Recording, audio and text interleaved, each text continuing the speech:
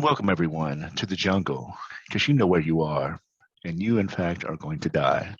And this is Thunderdome Metal Reviews, informing you of this. I am Ben, with me as always are Tracy, Gabe, and David. Gentlemen, how was your week? Long. On this night train. On this night train. I feel like y'all are out to get me. Always. Does that make David Mr. Brownstone? I just couldn't stop thinking of Beavis and Butthead anytime I heard a couple of these. This is very much that era. It is so much that era. A little before that era, but bleeding into that era for sure. Yeah, I think they did at least Paradise City, and I think one other one. I mean, of course they did. Shit's legend. How are they not going to? Indeed. All right, Tracy. So for those who are unaware, what are we talking about? We were talking about Ben's pick for this recording session, and it's Guns N' Roses' Appetite for Destruction. It was released on January 21st, 1987.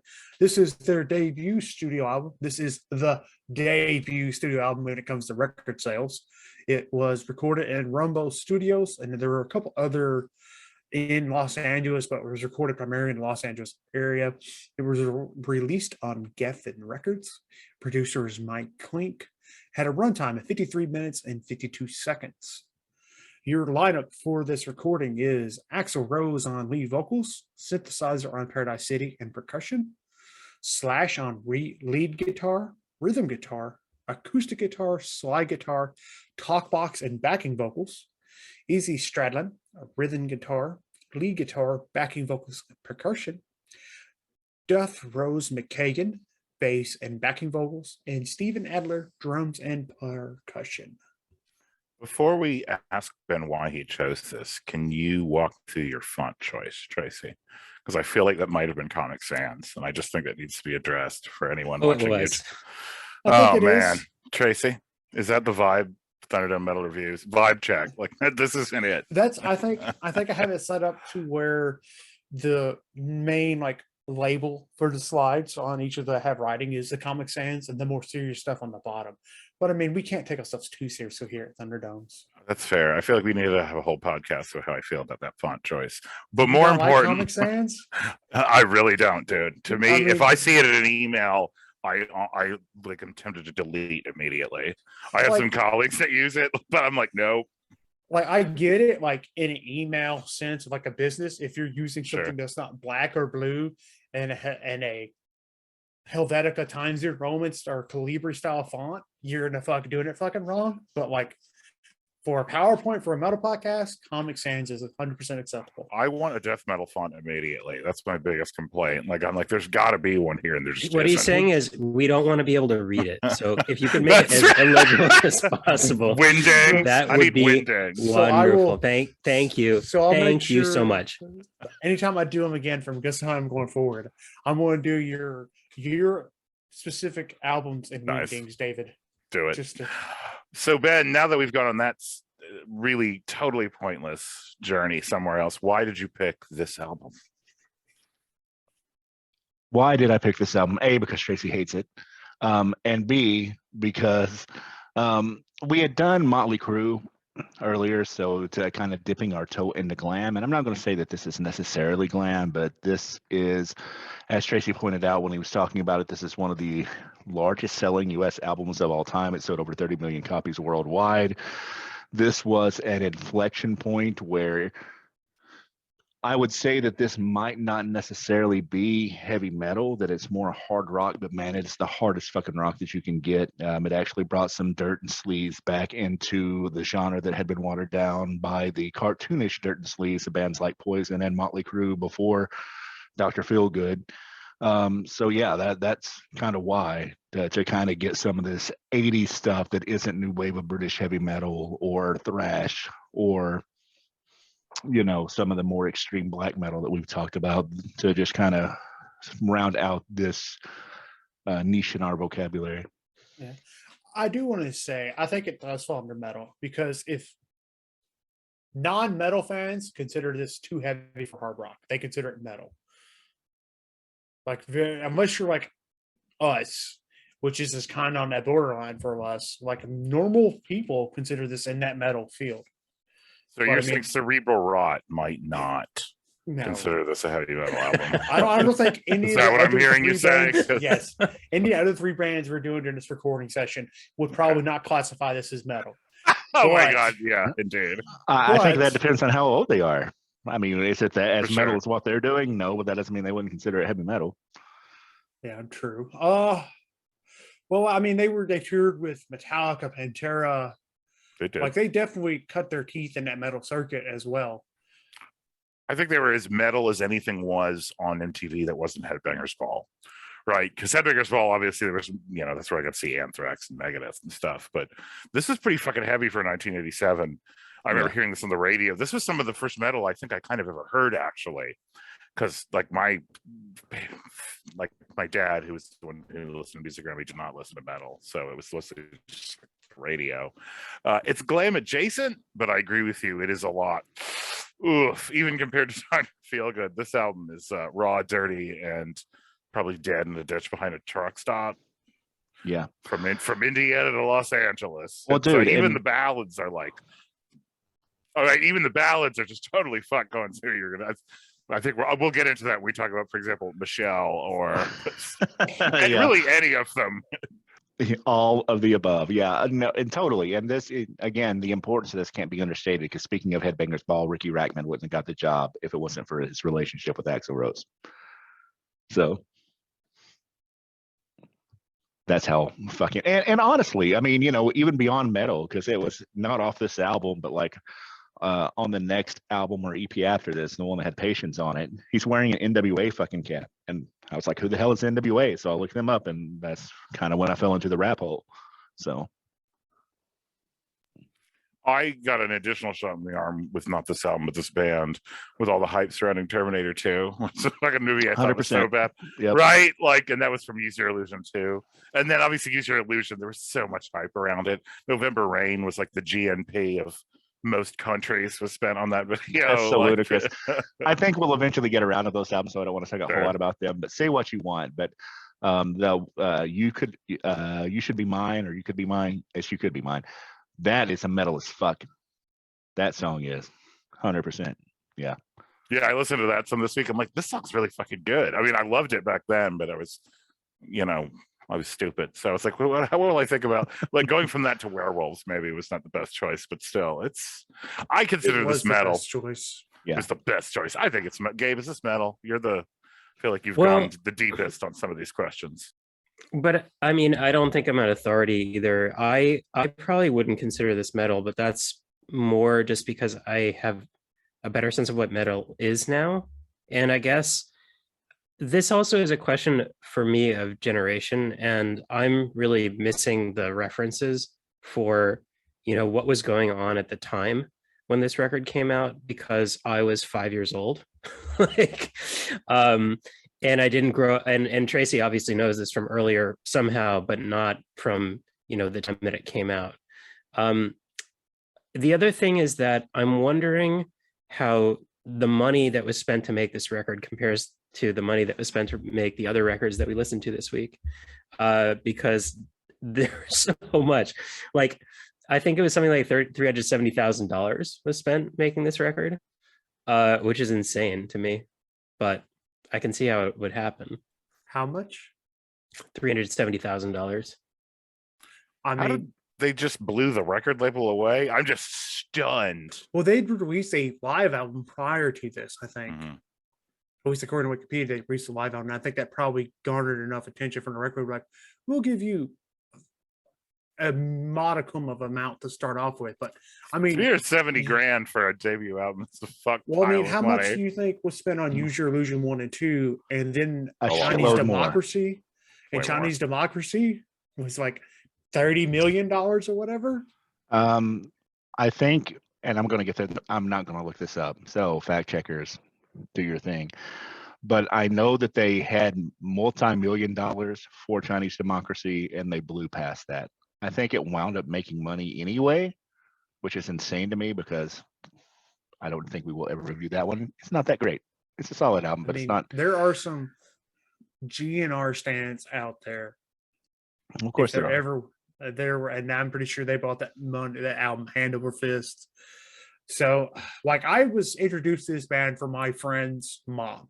Like, this was a band she liked growing up because she's of a similar age, of maybe a couple years older than David and Ben, and so this was stuff that she was listening to. I think she had just entered high school or got out of high school when this album came out. And so this was definitely in her daily rotation kind of thing. And she was telling, and I think she introduced me to this band. So this was one of those things, and not surprising since it released in summer. So as you said, it released in July.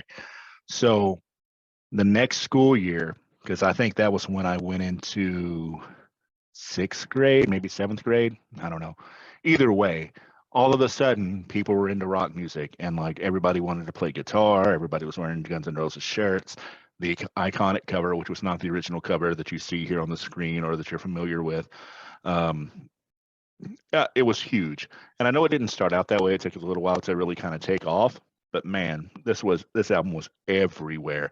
This album was everywhere in the same way that the Black Album was everywhere, and in the same way that Nevermind was everywhere.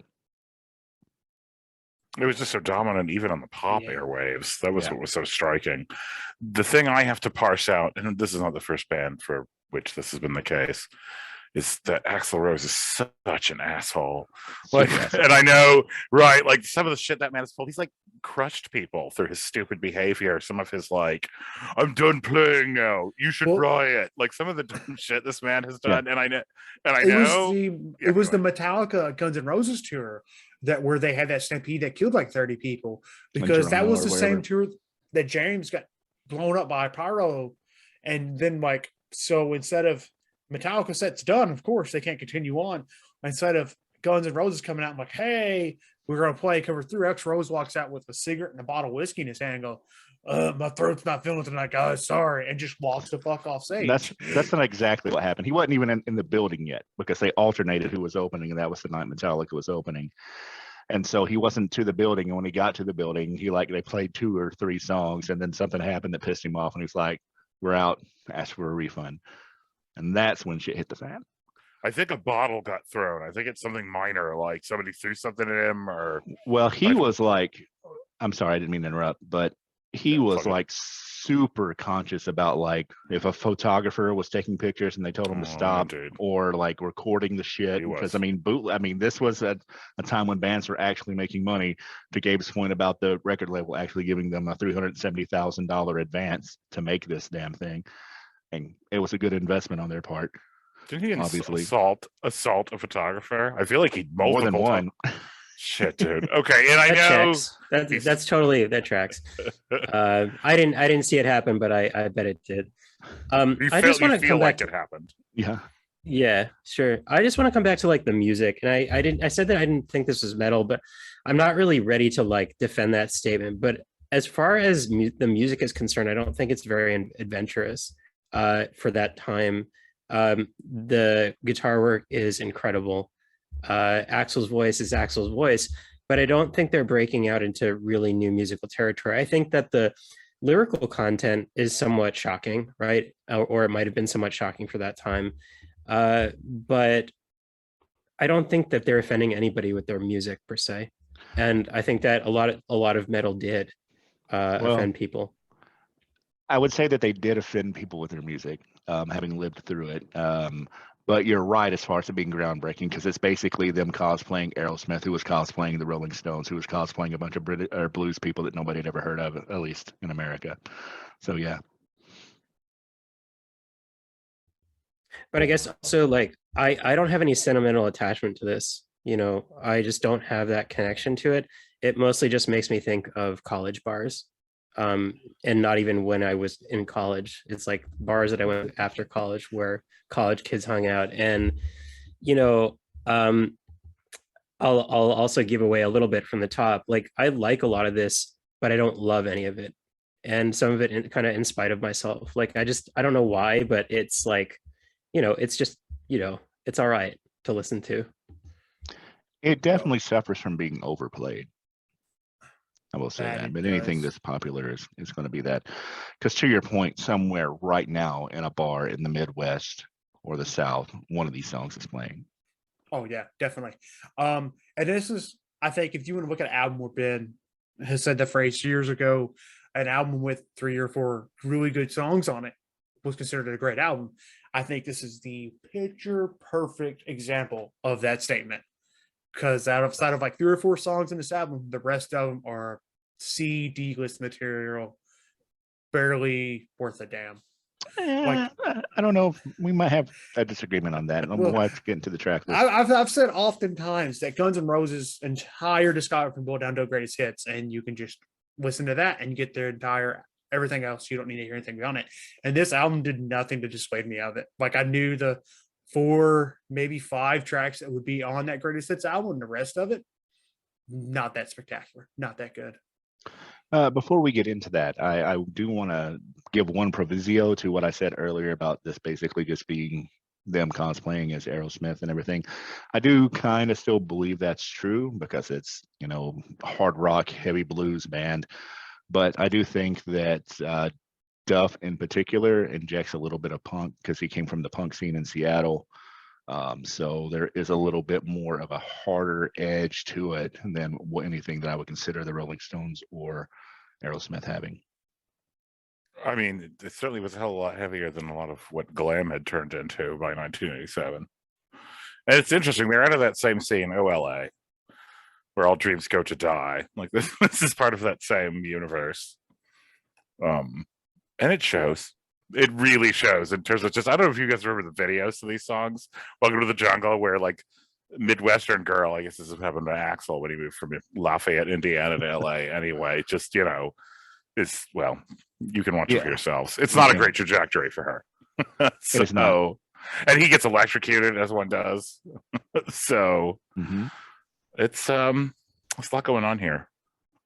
They're such babies, man. He's like 60 now. I looked a picture of him. I'm like, holy shit, that's what you look like now. I mean, same thing. Me also, I guess. I mean, I was 10 then, and now I'm not. But yeah, I don't think it's aged poorly. Partially, one, because you just keep hearing it in every decade over and over, so it's just always around. It's sort of conquered audio space. But also, to your point about it being to a certain degree a riff on a riff on a riff. I mean, there's some timeless rock shit happening here that I think seems to still work, unless you're Tracy, and then it doesn't. But I have to say, this offends me a lot less than Motley Crue, the Motley Crue record that we listened to, and I'm not really sure what to chalk that up to. Is it overexposure? Is it that like I actually like the music better? I'm not really sure, but yeah. That's a very interesting thing, and I would throw out a hypothesis, and you can tell me that I'm wrong, and that's fine. But it's almost like, and I think Axl was serious about the music, almost too much so, and that's why he became such a dickhead. But Matt Sorum / Izzy Stradlin, Duff McKagan, all of those dudes are super about the music. And if you ever listen to interviews from them or see them talking about it, they listen to everything. Slash is on everybody's fucking album. He's kind of like Tom Morello in that way. And so you had a band full of guys who were super into music and really cared about playing, even if they weren't necessarily that great at the beginning, but who is. And then Axl Rose. Whereas Motley Crue, Mick Mars is the guy who's super about the music, and then Tommy Lee is a really talented drummer, but they're also a bunch of party guys. And not that the guys in Guns N' Roses didn't party, but I think that for them, they cared about the music and the sound just a little bit more than I feel that Motley Crue ever did. And that could be entirely wrong on my part, but that's the sense I get, and I wonder if that plays into your appreciation of this more than Motley Crue. That would make sense. I feel like one it of the only very well bands might, because you can. I guess some of the way that I responded to Motley Crue is like I thought that they were putting together stuff that felt like a sort of a packaged product, and not necessarily this super heartfelt or super maybe in a sort of a sense of being invested in what you're making.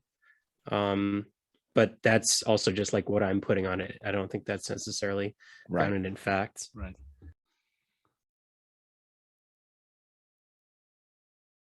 Sorry, I interrupted you, David. Ain't nothing. No, it's all good, man. It was directed at you. You're the one we're trying to convert because 5-year-old you fucked up and didn't listen to Guns N' Roses, which Yeah, is how dare you, 5-year-old Right, like- Gabe, not be into this album? Like Way to it, go, was, it was the man. first of many mistakes at 5. At age 5, beginning of age 5, the Instead of the deviation. gay project, it's the Adam project. Instead of the Adam project, it's the gay project.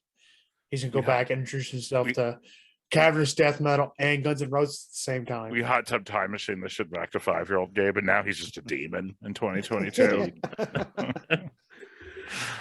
I think one of the only corpse paint. oh my indeed. I think one of the only bands, and then we obviously need to stop talking about this because it isn't Guns N' Roses, but one of the only bands I feel like you almost see that was both a party band, but it still pulled off being good at the music was Pantera. Though I know that Yeah. also partially tore Pantera apart. Like within Pantera, there were some divisions on that front, but I agree almost to a fault. This is a lot more serious than Vince Neil. Killed more people in a slightly less direct way. Yeah, It's less like- directly, but yes, Like let's just higher body count. in less terms of the direct body influence. count symbol we would put on here. Body Do we count. is need in do the we need to house. split hairs here, David? Do we really? This is Vietnam gave the It's, rules. it's the systemic versus systematic decisions and processes. All right. Let's get into tracks here.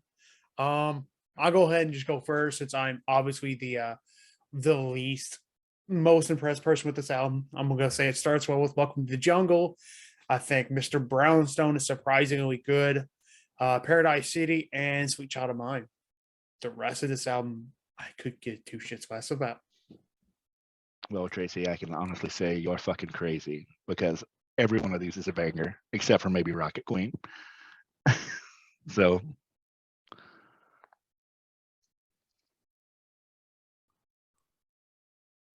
I was impressed with how many songs beyond the ones I expected were pretty good.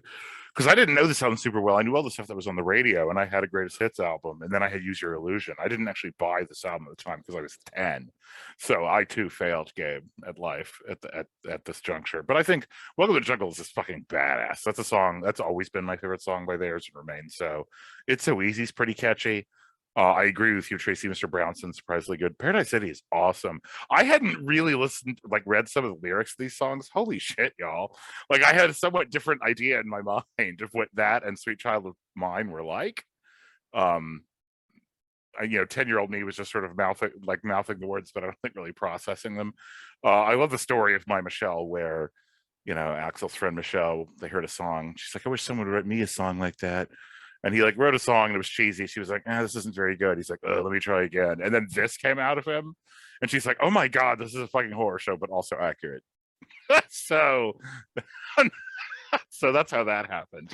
And I like Anything Goes. I kind of wish it were the closer. I agree with you, Ben. Rocket Queen's one of the ones. It's I don't know. I'm not entirely sure what it is about it, but I think Anything Goes is pretty good. So I like, I don't know, what is that, 2/3 of these? More than maybe even I thought I would. It's I too liked it a bit more than our friends in the Motley Crue. So I think about 75% of these songs are actually okay to listen to.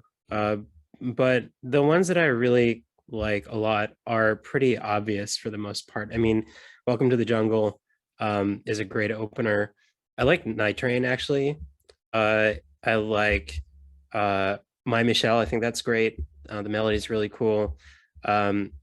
Sweet Child of Mine is probably the best song on the entire record, and hit #1 for good reason.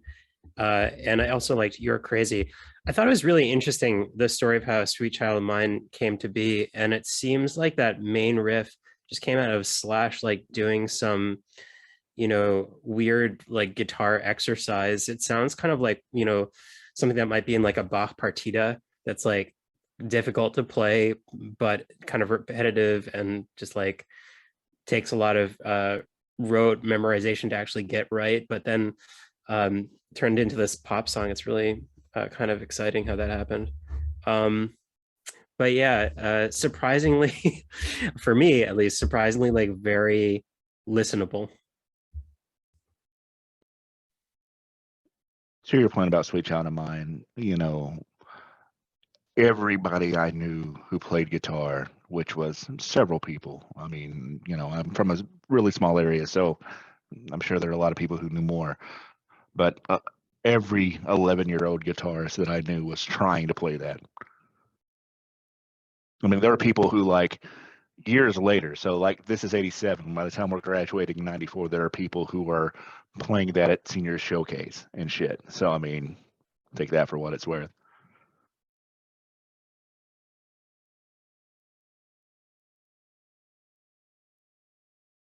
All right, gentlemen.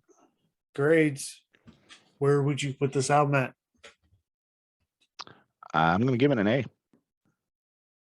I mean, I think it's legendary for and infamous in many ways. Is it an A plus? No, but just barely, because I mean, and then a lot of that boils down to whether you think this is metal or not, or if it's just so damn overplayed that it can't be. But for me, it's definitely an A.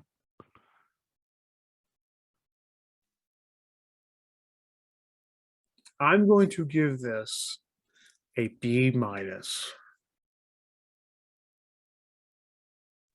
It's way more than I was expecting.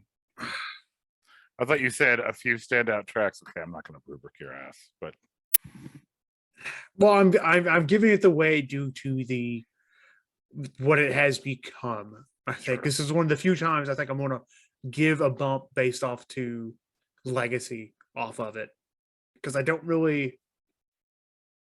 I mean, I'm not gonna lie. I'm not a personal fan of it, but there's got to be something there that every reason why it's sold 30 million albums. So a B minus 80. I think if I go lower than that, I think we might actually be canceled. You're afraid of that? Maybe. Who knows? Anchor FM's going to take us off. Just delete us. Well, at the risk of being canceled myself, I think I'm going to give this a B.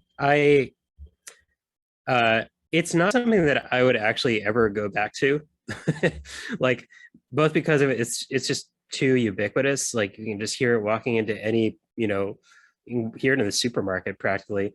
But it's got some quality riffs on it, and as I said, it's not super offensive to me. I think that Axl Rose does a pretty bang up job here. Probably recorded enough takes to spend enough what I earn in a year, but there you go. It's pretty good. It's not something that I don't know. I don't see its reverberations today in influence in terms of like who is trying to be the next Guns N' Roses, for instance. But if you're going to argue that it's part of metal, sure, then they paved the way for some other folks to do some more interesting things. I'm going to pull us back up a bit. I like this more than I like Dr. Feelgood. I think I give that a B plus. So I'm going to give it an A minus. The only reason I'm not necessarily going to put it in legendary status is I agree with Gabe. It's not necessarily that innovative, and it isn't quite my genre. But it definitely, I'm gonna give it a 92. I'll give it the highest A minus possible. That gives us a Thunderdome average of an 88, making it an excellent album. Now, gentlemen, would you purchase this album? Granted, I'm just going to say it. If we were alive during the time this came out, probably yes. Oh God, yes, yeah, without hesitation. I mean, there was Yeah. You didn't have a lot of. You had some options then, like Rain and Blood was out, and Wet Master, I guess, was already out. But yeah, I would have bought this then. I didn't because I was 10, but I was not born yet. yeah. Yeah, I didn't buy it at the time because I was 11 and had no monies. But when I was starting to buy albums in the mid 90s, I did buy a copy of it.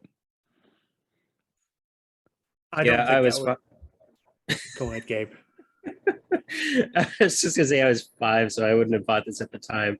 I didn't even know what rock music was, but that's okay. I probably would not buy this album currently. The good news is I'm sure Ben is going to buy it for you as a present, so you'll get to. Oh, for sure. I'm gonna pay for him to get a tattoo of the cover. How much you gonna pay me for a tattoo of the cover? I didn't say I was going to pay you. I said I was going to pay for a tattoo of the cover. So whatever the tattoo costs. Oh, How much would it cost for you to get a Tracy? Because we could probably. I would start a GoFundMe to get Tracy an appetite for 100%. destruction tattoo. An appetite for destruction tattoo? I'd do it for $5,000. I don't know that we could get that. Might get Yeah, 100. I feel like if we're gonna cut a GoFundMe for $5,000 for Thunderdome, it maybe needs to be for something else. We would buy our own whiskey for that. We would buy a couple of barrels and have our own whiskey. Indeed. All right. Well, Anyway, what are we gentlemen, doing next time? next we are doing David's pick, and it's death metal surprise, and it's Werewolves. What a time to be alive, and what a cover that is. What a Such cover that great is, cover. and what a time it is. They just nail it. There's just, in terms of the zeitgeist, the fact that we're all going to be consumed by flame while shredding each other's throats. Like, this is it. Nails it. And I can't wait to hear Tracy traumatized in a different way than he was by Guns N' Roses. Oh, yep. We'll turn in next time to see how that trauma plays out in real time.